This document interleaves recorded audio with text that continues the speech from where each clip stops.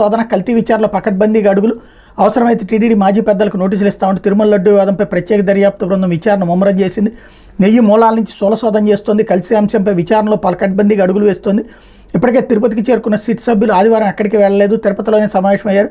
కల్తీ నేపై vigilance lab నివేదికల్లోని అంశాలు అక్కడ పరిస్థితులపై అధ్యయనం చేశారన్నటువంటి వార్తని హైలైట్ చేశారు. ఇప్పుడు జత్వాని వ్యవహారంలో మరో ఫేక్ కేసు ఆమె సన్నిహితుడిపై నమోదు. స్పా కేంద్రంలో విటుడిగా చేర్చి పటమట స్టేట్లో ఎఫ్ఐఆర్. అప్పటికప్పుడు అక్కడ సోదాలు చేసినట్టు పోలీసులు కలరింగ్. A1గా మణిపూరి యువతి, A2గా ఢిల్లీకి చెందిన అమిత్ సింగ్. కాదంబరి పాస్వర్డ్ల కోసం ఈ తప్పుడు కేసు ఎత్తుగా అమిత్ని తీసుకొస్తే జత్వాని అంతా చెప్తుందన్న విద్యాసాగర్. దాంతో తప్పుడు కేసు పెట్టడానికి ఫిబ్రవరి 11న స్పా కేంద్రంపై దాడి. అమిత్ సింగ్ని తీసుకురావడానికి 10వ తేదీనే ఢిల్లీకి విమాన టికెట్లు. అక్కడ ఆయన ఆచూకీ దొరక్క వెందిరిగిన పోలీసు బృందం అంటూ ముంబై నటి కాదంబరి జత్వాని కేసులో మరో ట్విస్ట్ వెలుగులోకి వచ్చింది. ఆమెకు సన్నిహితుడైన అమిత్ సింగ్ని అరెస్ట్ చేయడానికి ఆమె పైన పెట్టినట్టు ఆయన పైన కూడా తప్పుడు కేసు నమోదు చేసినట్టు వెళ్లైంది.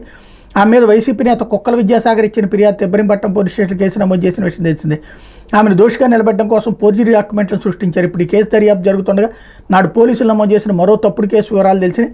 ఈ కేసు నమోదుకి పోలీసు అధికారులు విజయవాడ పటమట పోలీస్ స్టేషన్ ఎంచుకున్నారు. జత్వానిని ఫిబ్రవరి 3న ముంబై నుంచి తీసుకొచ్చిన తర్వాత 4వ తేదీన విజయవాడలో కోర్టులో హాజరుపరిచారు. న్యాయస్థానం రిమాండ్ విధించడంతో ఆమె తండ్రి నరేంద్ర కుమార్, తల్లి ఆశ జిల్లా జైలుకి వెళ్లారు. పోలీసులు వాళ్ళని 10వ తేదీన కస్టడీలోకి తీసుకున్నారు. 5 రోజుల పాటు కాదంబరిని విచారించారు. అరెస్ట్ సమయంలో ఆమెకు సంబంధించిన 5 యాపిల్ ఫోన్లను పోలీసులు స్వాధీనం చేసుకున్నారు. వాటిలో ఉన్న ఆధారాలను తుడిచేయడానికి పాస్వర్డ్లు చెప్పాలని ఆమెపై తీవ్రస్థాయిలో ఒత్తిడి తెచ్చారు. అయితే ఆమె వివరాలు వెల్లడించలేదు. ఎంత ఒత్తిడి చేసినా ఆమె పాస్వర్డ్లు చెప్పడం లేదన్న విషయాన్ని పోలీసులు విద్యాసాగర్కి చేరవేశారు. సదరు పోలీసులకు విద్యాసాగర్ మరో టాస్క్ ఇచ్చాడు. కాదంబరి జత్వానికి ఢిల్లీ చెందిన అమిత్ సింగ్ అనే వ్యక్తితో మంచి పరిచయాలు ఉన్నాయని, ఆయన తీసుకొస్తే ఆటోమేటిక్గా అన్ని వివరాలు చెప్తుందని సలహా ఇచ్చారు. అప్పటికే ఇబ్రహీంపట్నం స్టేషన్లో జత్వాని మీద కేసు నమోదుకు ఫోర్జరీ డాక్యుమెంట్ సృష్టించిన అధికారులు విద్యాసాగర్ ఇచ్చిన 2వ టాస్క్ విషయంలో వెనక ముందు ఆలోచించుకుంటూ రంగంలోకి దిగారు. ఢిల్లీలో అమిత్ సింగ్ని ఎలాంటి ఆధారం లేకుండా తీసుకొస్తే వివాదం రేగుతుందని భావించి మరో స్కెచ్ చేశారు. జత్వాని ఏడాది ఫిబ్రవరి 10 నుంచి 15 వరకు పోలీసు కస్టడీలో ఉన్నారు. పటమట పోలీసులు 11న బెజవాడ నారా చంద్రబాబు నాయుడు కాలనీలో ఒక స్పా కేంద్రంలో సోదాలు చేశారు. అక్కడ విచారణ జరుగుతుందంటూ మణిపూర్కి చెందిన కొందరు యువతుల మీద కేసు నమోదు చేశారు. అందులో స్పా సెంటర్ నిర్వాహకురాలు తమాంగ్ని A1గా చేర్చారు. విటుడిగా పేర్కొంటూ A2గా అమిత్ సింగ్ని ఇరికించారు. వాస్తవానికి ఆయన ఆ సమయానికి ఢిల్లీలో ఉన్నారు. ఇబ్రహీంపట్నం కేసును గోప్యంగా ఉంచిన పోలీసులు పటమట PS పరిధిలో జరిగిన స్పా కేంద్రం సోదాల విషయాన్ని మాత్రం మీడియాకు విడుదల చేశారు. జత్వాని కేసులో పోలీసు అధికారులు వేసిన తప్పటడుగుల్లో ఒకటి ముందుగా విమాన టికెట్లు బుక్ చేసుకోవడం.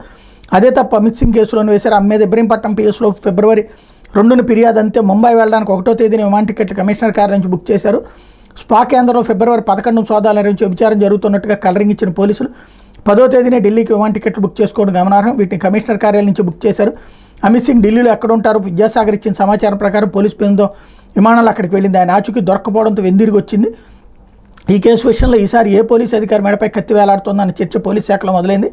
ఇబ్రహీంపట్నంలో జత్వానిపై నమోదు చేసిన తప్పుడు కేసులో IPS అధికారులు Seetharamanjaneyulu, Kanthi Rana Tata, Vishal Gunni, DSP Hanumantha Rao, inspector Satyanarayana suspend చేశారు.